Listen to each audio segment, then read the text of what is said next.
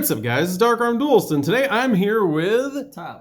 And what place did you get in the tournament today? I went undefeated. You went completely undefeated, first place with LIBROMANCERs, dude. That is absolutely crazy. This deck is wild. You've been playing it for a long time, ever since it came out, and this build is absolutely crazy. I got a couple glimpses of it while you were putting it together, like resorting out the cards, and this build's actually really spicy. So without further ado, guys, don't forget to like, comment, subscribe, hit the bell in there so you can come part of the notification squad, and definitely check out the Patreon down in the description below for all those awesome rewards, like in your name, description, single video, getting assigned cards in the mail, and even getting to request a deck profile every single month you're a patron. So, Tyler, you got any shout outs?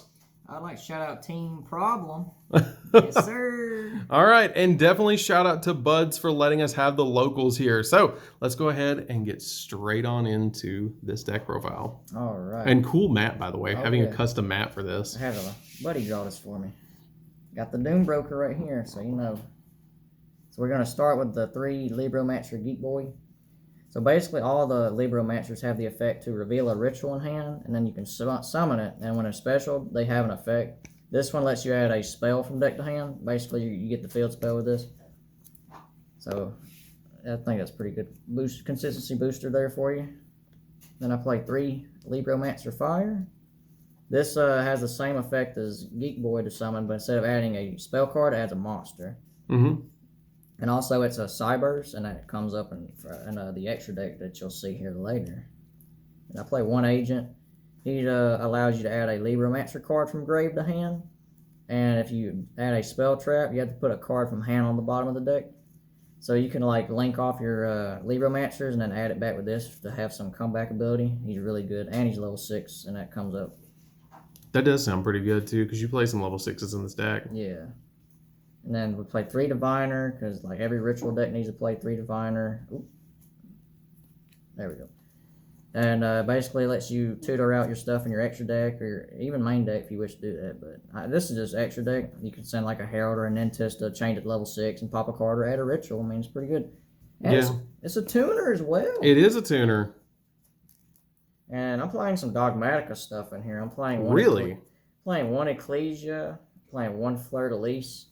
So I'm playing the Dogmatika rituals in the deck, and these come up for Titanclad plays, or if you happen to draw it, it's pretty good going second. Oh yeah, especially with how big Fleur-de-Lis can actually get. Oh yeah. And then we play a Vanity's Ruler. 1 Vanity's Ruler, lock your opponent down for their special summons. That's pretty good. Oh yeah. With this, plus a LIBROMANCER intervention backing it up with a free Omni Negate, this is pretty good. Yeah, and what's really neat about that card is it's super easy to summon because both Fire and your copy of Geek Boy can special summon themselves. Yep, so you always have a normal summon ready to go. And only a hand trap I'm playing is 3 Ash, because it's Ash. Just a generic hand trap. It's one of the best hand traps in the entire game. Just stops the opponent from touching the deck. Pretty much. As for rituals, we're doing the 2 Ben 10 for now, until Monday. But anyway, 2 Ben 10, it allows us to, when you tribute it for your ritual summon, it allows you to get the, you can get a Diviner with it, or you can get the Vantage Ruler with it. That's how you search the Vantage Ruler. I got you.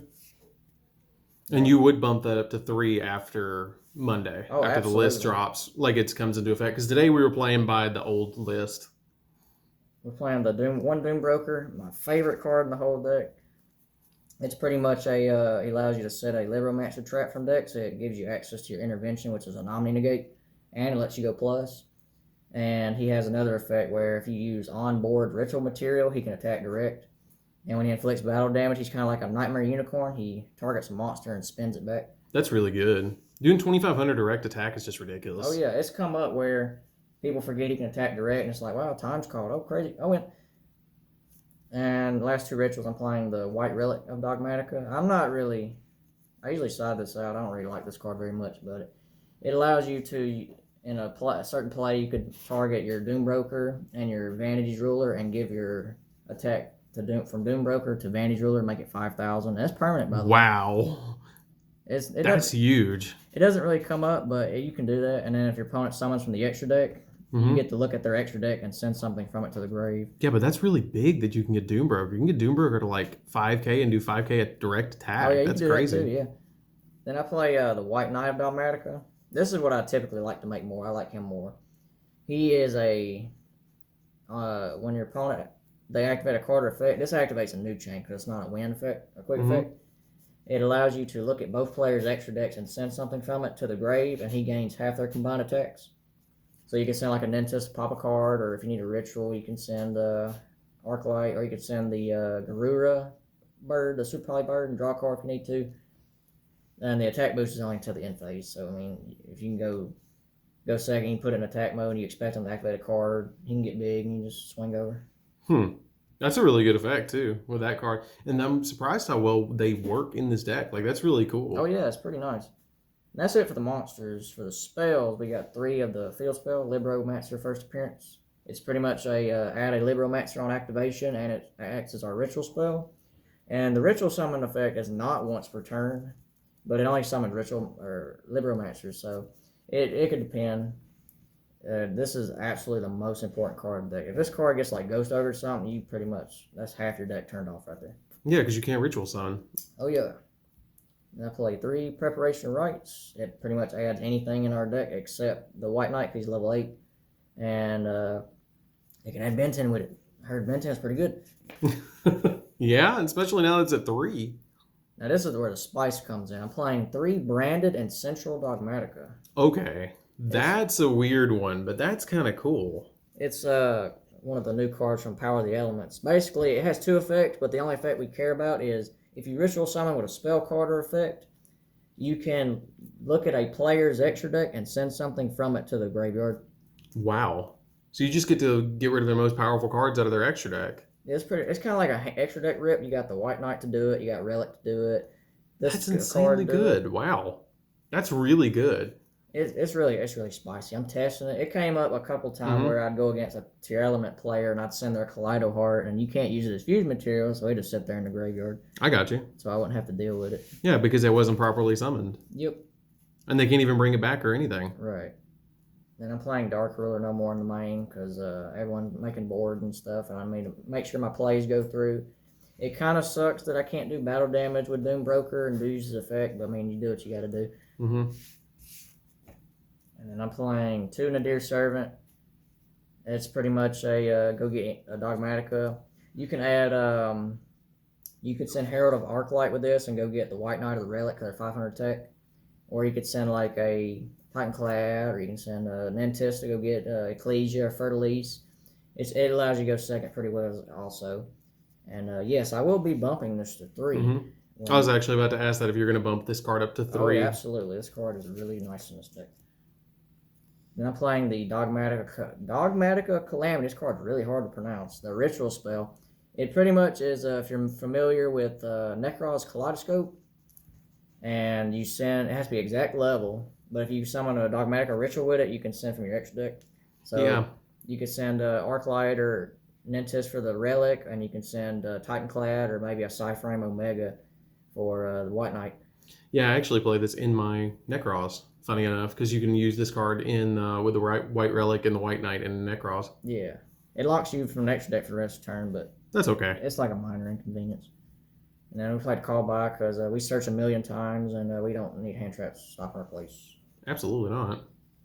That's it for the spells. This is a 40 main deck. The last 3 cards are 3 traps. We got the Libromancer Intervention. This is pretty much your Omni Negate that you want to set off your Doom Broker to protect you from Dark Ruler and Droplet and stuff like that.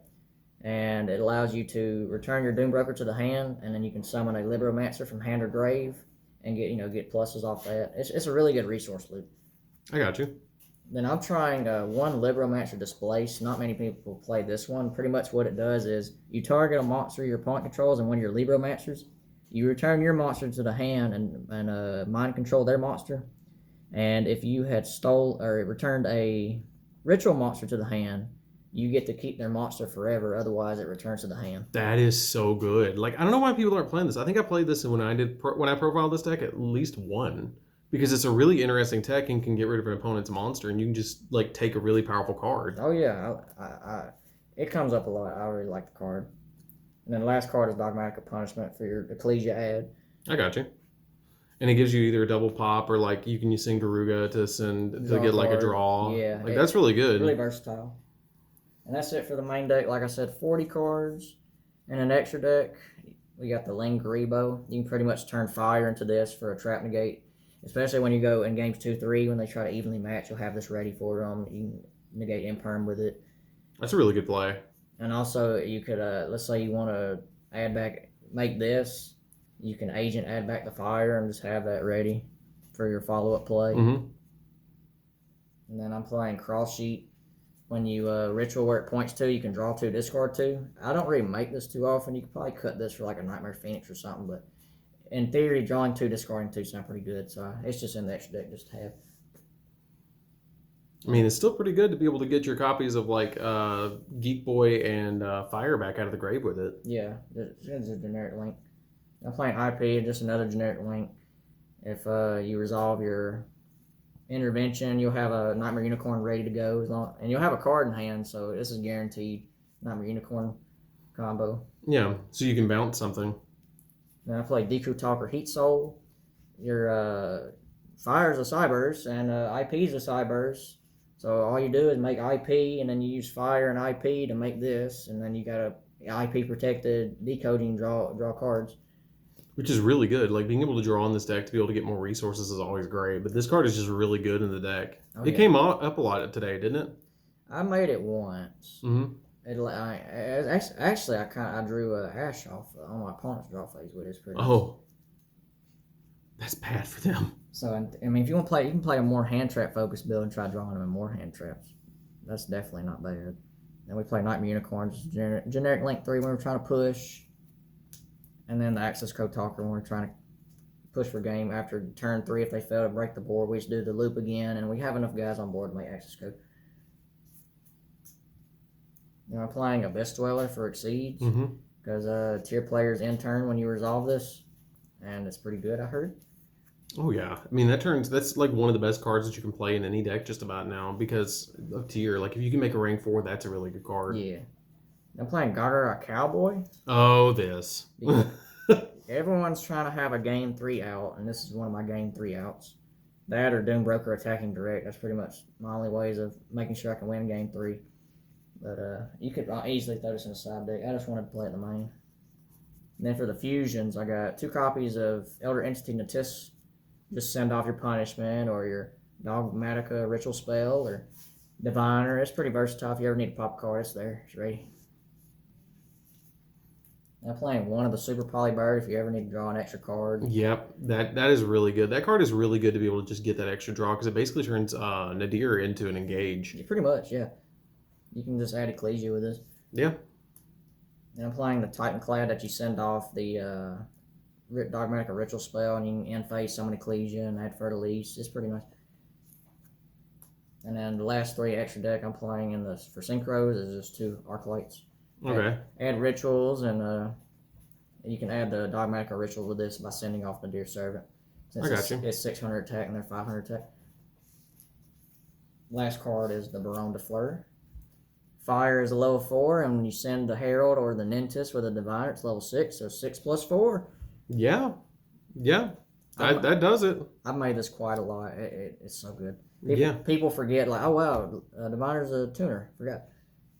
And then just Fire plus that equals, like, if you open up, like, Fire plus Diviner, you have it. Oh, yeah, and Ben 10 can go get me Diviner as well. Yeah. So that's it for the extra deck. The side deck I was playing today was 3 copies of Nibiru. Mm-hmm. I actually hit a tier player with this after he used all 3 of his Graveyard Fusion effects.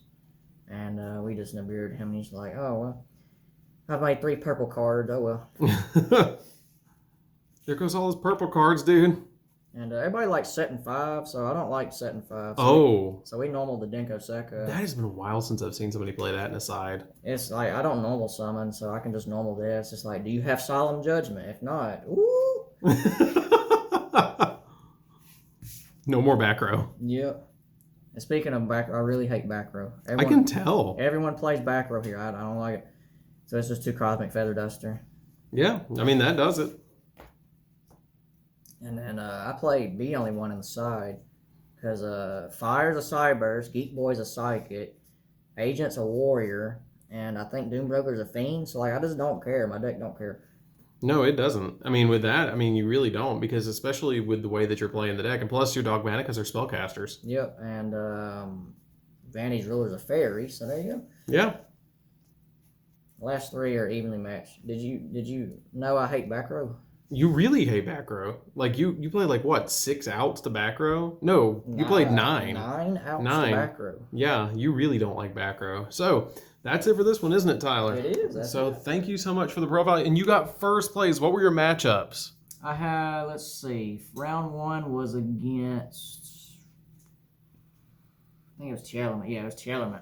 Mm-hmm. And he couldn't get past the Vantage Ruler, so we went to game 2, and then after that, he made board, and I Nibiru'd him after he made 3 fusions. He said, oh, well, yep.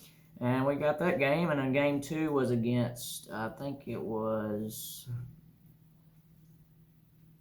another tier player, but they're playing like There's a lot of tier players here. Yeah, they're playing like a 60-card, good stuff, danger pile. Mm-hmm. It was kind of a close one, but he made a board and stuff, and he had to like Dark Ruler the Vantage Ruler, and then he played Instant Fusion with time coming down, so I think he forgot about that one. I got you. Game 3 was against Labyrinth. Lingaribo is pretty good against those matchups. Oh, yeah, because all they play is traps. And we had like Intervention with Barone with Lingaribo. So that's 3 back row negates. So that was pretty good. And the last matchup was against another tier player. And we had Nibiru'd him. I think he only had like 1400 tech. And time was coming down, so I just normal fire, or special fire actually, and then I walked into the Nibiru token for 400 damage, and then time was gone. Oh, man. So you got it that way. You got him with the Nibiru token, dude. I could have made Cowboy, but I mean, why not? Just Nibiru token. I mean, he had a bunch of stuff. He had like Kaleidohari, he had Zeus on board, but I had already baited the Zeus out. He had like a Kikalos, he had Dracospelia, but yeah. So that was it. So you got first place. That is crazy, know. dude. Yeah, you've been working hard to get first place with this deck. So anyways, guys, this is DarkArmedDuelist. Congratulations on your first place with LIBROMANCERS, and we'll see you guys in the next video. See you later, guys.